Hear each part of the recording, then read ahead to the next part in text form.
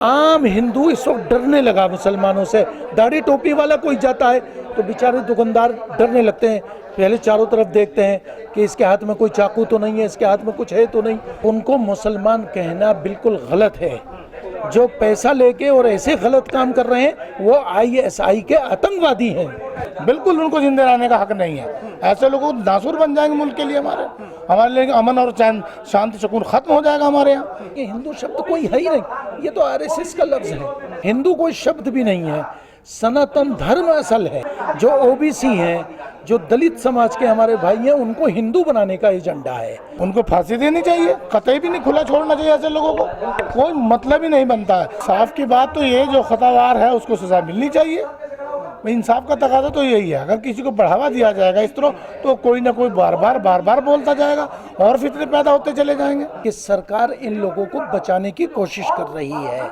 इंसाफ नहीं मिल पा रहा है। बाबरी मस्जिद के सिलसिले में भी इंसाफ नहीं मिल पाया।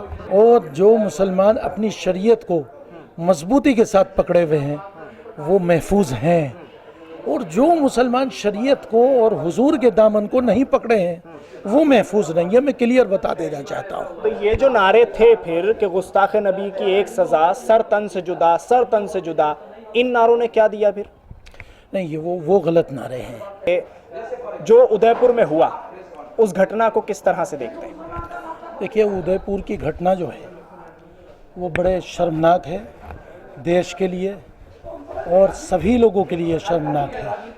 वो घटना देश को कमज़ोर करने वाली है और मैं ये समझता हूँ कि इसमें सरकार जिम्मेदार है।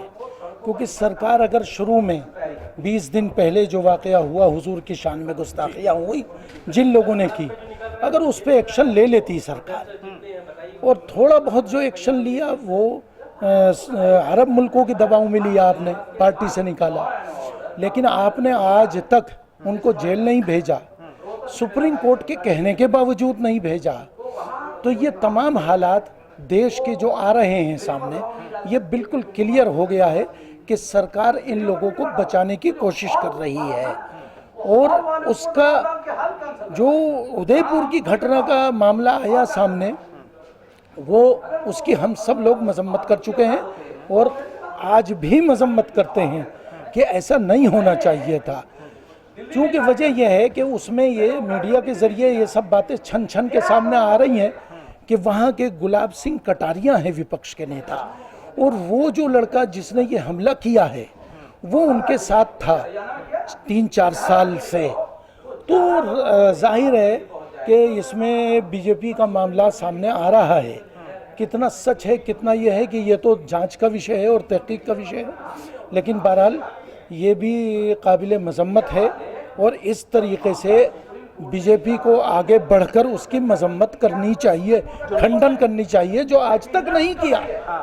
तो इसलिए मामला अब सारी दुनिया देख रही है, सभी लोग देख रहे हैं। और इसके अलावा आपने नाम लिया बीच में, अभी कुछ लोगों ने, हमारे प्रेस के लोगों ने, सियासी नेताओं का, जहां जज बेचारे डरे बैठे हैं और इंसाफ नहीं मिल पा रहा है। बाबरी मस्जिद के सिलसिले में भी इंसाफ नहीं मिल पाया, तो उसमें भी हमें अफसोस है। इसके अलावा आगे चल के आप देखिए, जो नेता हैं दूसरे विपक्ष के, थोड़ा बहुत अगर कहीं ना कहीं बोल देते हैं तो वो मैं समझता हूँ राहुल गांधी बोल देते हैं, लेकिन उसके अलावा अखिलेश हो गए।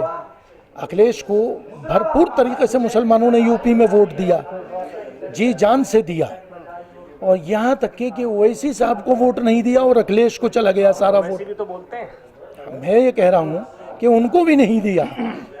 तो अखिलेश को इतना एतमाद जब दिया मुसलमानों ने, आज अखिलेश NRC के मसले पे धरने पे शाहीन बाग में नहीं आके बैठे, और मुस्लिम मसाइल जितने भी उठे उस पर अखिलेश नहीं आए। तो अखिलेश सिक्योरिटी मुसलमानों को नहीं दे पाए। मुसलमानों को सिक्योरिटी फिर कौन देगा, आप क्या समझते हैं? क्योंकि जिस तरह के हालात हैं अब, क्योंकि जब ये मामला पूरा हुआ उदयपुर का, उसके बाद अब ये लग रहा है कि भाई कहीं ना कहीं कोर्ट खुद ये कह रहा है कि अब वो संगठन भी सामने आ रहे हैं और कोर्ट के खिलाफ बातें की जा रही हैं, तो कौन सिक्योरिटी मुसलमानों को देगा? मुसलमान फिर महफूज नहीं है, माना जाए क्या? देखिए, ये बात तो नहीं है, क्योंकि वजह यह है कि मुसलमान जो है वो महफूज होने की या ना महफूज होने की बात अल्लाह के हाथ में है। और जो मुसलमान अपनी शरीयत को मजबूती के साथ पकड़े हुए हैं वो महफूज हैं, और जो मुसलमान शरीयत को और हुजूर के दामन को नहीं पकड़े हैं वो महफूज नहीं है। मैं क्लियर बता देना चाहता हूँ। तो ये जो नारे थे फिर कि गुस्ताख नबी की एक सज़ा, सर तन से जुदा, सर तन से जुदा, इन नारों ने क्या दिया फिर? नहीं, ये वो गलत नारे हैं। ये तरीक़ा हमारे हुजूर ने नहीं बताया, और हमारे हुजूर ने बराबरी बताई सब, और वो सब के हुजूर हैं, किसी एक के नहीं हैं। तो ये बात समझनी होगी कि जनाब मोहम्मद रसूलुल्लाह सल्लल्लाहु अलैहि वसल्लम के बारे में जो गुस्ताखियाँ हो रही हैं, ये हकीकत में दज्जाली फितना है, या आप अच्छे तरीके से समझ लीजिए। और ये सारा का सारा मामला इजराइल से चल रहा है, और वहाँ से सिखाया जा रहा है इन लोगों को, और ये दज्जाल को निकालने की एक साजिश है। तो ये फितना निमटेगा कैसे, खत्म कैसे होगा? ये इंशाल्लाह हमारे हुजूर की पेशीन गोई है, और ये हम लोगों को भाईचारे का काम करते रहना है। मैं इस पर आ रहा हूँ, भाईचारे पर आ रहा हूँ, लेकिन एक सवाल आपसे लेना चाह रहा हूँ मैं। नुपुर शर्मा का होना क्या चाहिए, क्योंकि गिरफ्तारी तो अभी तक हुई नहीं है, पार्टी से निलंबित कर दिया गया है, क्या होना चाहिए? इंसाफ की बात तो ये, जो खतावार है उसको सज़ा मिलनी चाहिए। इंसाफ का तकाजा तो यही है। अगर किसी को बढ़ावा दिया जाएगा इस तरह, तो कोई ना कोई बार बार बोलता जाएगा, और फितने पैदा होते चले जाएंगे। रोकने का तरीका तो हुकूमत के पास ये होता है, जो खता करे, किसी की धार्मिक भावनाओं को ठेस अगर पहुंचाता है तो उसके ऊपर जो मुकदमे कायम होते हैं उसको करके जेल में डालना चाहिए, जब ही रुकेगा। तो हुकूमत पक्षपात कर रही है, और क्या है, क्या मालूम उसको ये ऐसी सोच हो कि भाई हम इसको और बढ़ावा दें। इस पक्षपात से नुकसान क्या होगा? देश टूटने की कगार पर जा रहा है, बार लोगों को नुकसान हो रहा है जिंदगी को।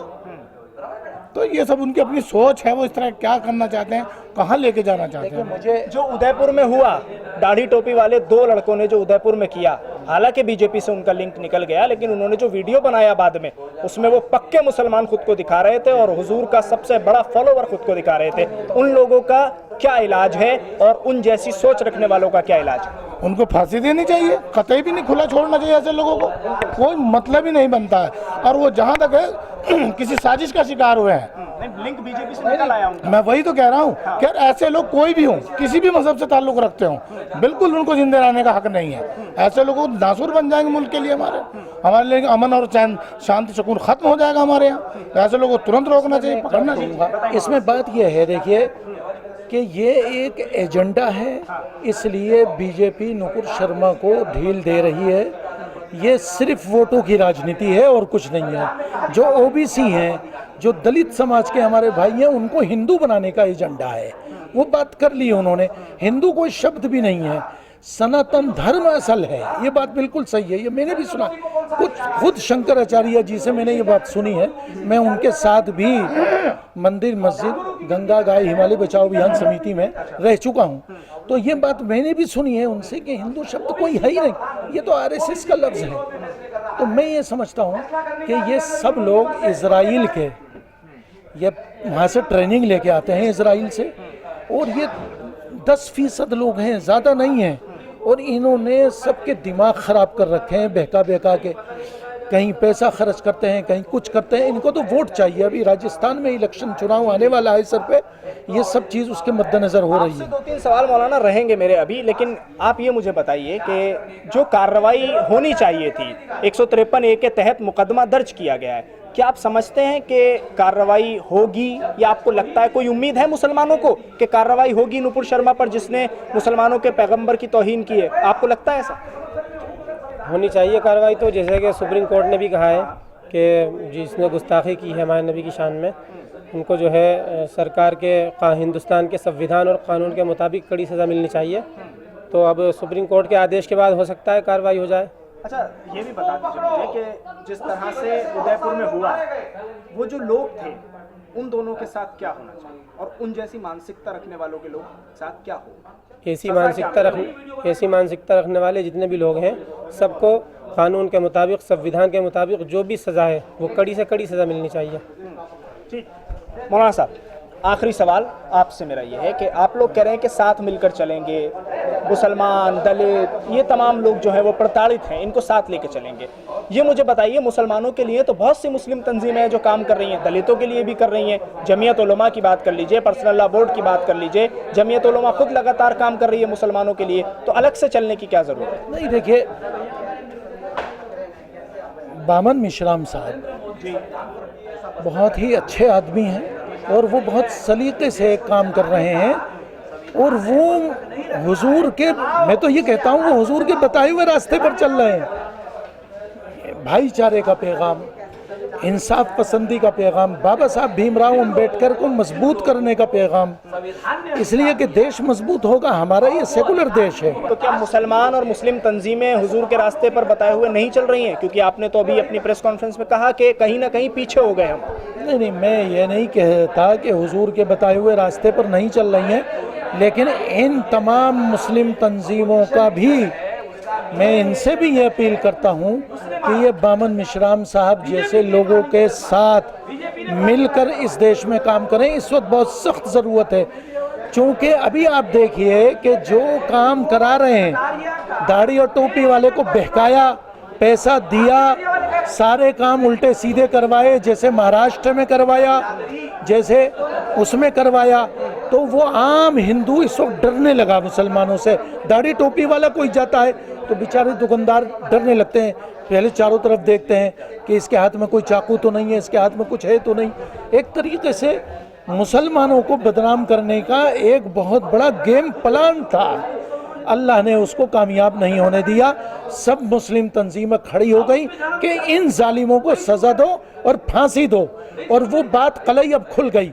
जैसे आपने देखा होगा कि पंजाब और कश्मीर का एक अधिकारी है, इंस्पेक्टर, क्या नाम है उसका, नाम मैं भूल रहा हूँ, जो अभी तिहाड़ जेल में भी रह चुका है, जिसको डीआईजी ने पकड़ा था।